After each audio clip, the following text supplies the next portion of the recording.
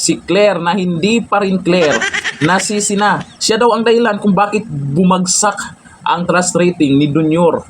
Pabor ba kayo dito? Ayan, kasi masyadong maingay, kaya maraming sablay. Isa na dito, yung banat niya kay dating Pangulong Duterte na kung saan sinupalpal naman siya ni Attorney Panelo. Ito yung video.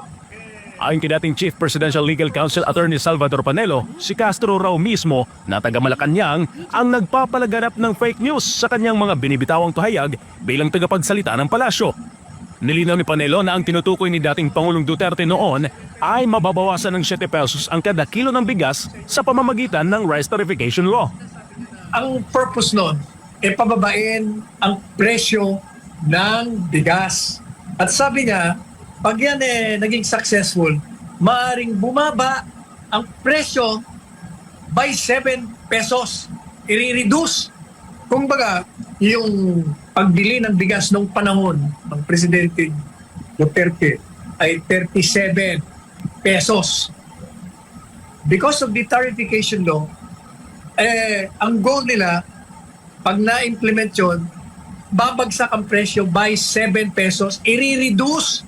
Hindi yung gagawin mong 7 pesos per kilo. Yung palay lang 15 piso yan, 14 na piso ang isang kilo. Paano mo gagawin 7 pesos?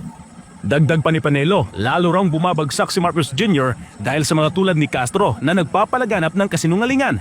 This information mismo nanggagaling dyan sa Office of the President sa pamamagitan ni Aling Clara. Hoy, Aling Clara, ikaw ang nagbibigay ng dahilan kung bakit bumabagsak ang Pangulong Marcos Jr. Nagbibigay ka ng mga impormasyon na mali, kasinungalingan. Bilang paglilinaw, tinanong ng isang reporter si Castro kung talaga nga bang sinabi ni dating Pangulong Duterte na gagawin itong 7 piso ang kada kilo ng bigas. Pero si Castro tumangging sumagot. Anya, personal daw niya ito na pahayag at wala raw siya sa palasyo noong sinabi niya ito. Dahil dito, sinabi ni Panelo na dapat magbitiw na lang ito at umalis sa Malacanang dahil isa si Castro sa nagpapabagsak sa Marcos Jr. admin. Yan ang resulta kung puro sisi na lang sa mga Duterte.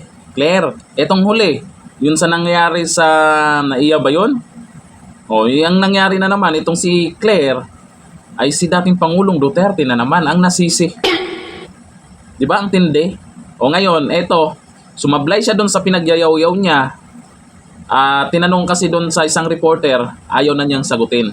Bandang huli siguro, naisip-isip niya, sa sobrang katalinuhan niya, yun ang pagkaintindi niya. Akalain mo ba naman reduce 7 petot. Saan kaya siya sa panahon na yun? Di ba? Napaliwanag naman yun noon pa.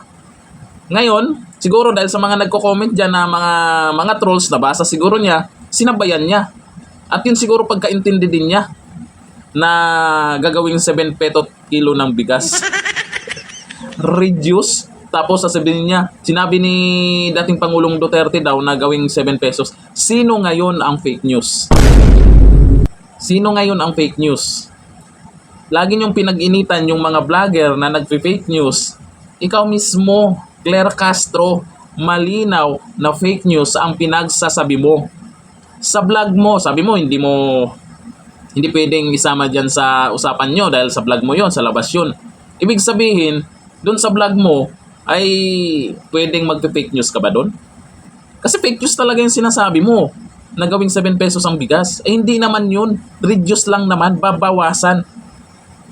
Dalawa lang yan, fake news or hindi mo lang talaga naintindihan. Pero malabo yan eh.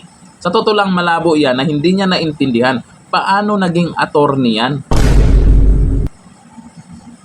Tapos ngayon, may punto po ito si Attorney Panelo na maging dahilan siya kung bakit bumagsak ang trust ratings ng Pangulo. Kasi yung mga pinagsasabi niya, yan po yung pinagbabasihan po ng mga nagtatanong o kung ano man yung mga gustong malaman tungkol sa Malacanang.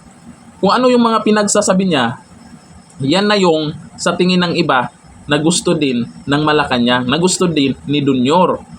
Wala namang ibang ginawa, di ba? Puro sisi sa Duterte. Kung may mga nangyari, Duterte. Ano ba yung naging dahilan kung bakit siya nandyan? Para ba banatan ang mga Duterte?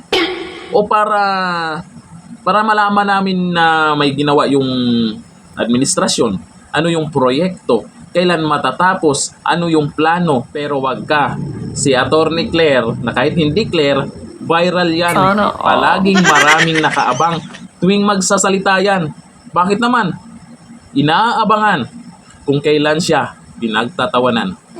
Hanggang dito na lang. Thank you. Bye-bye.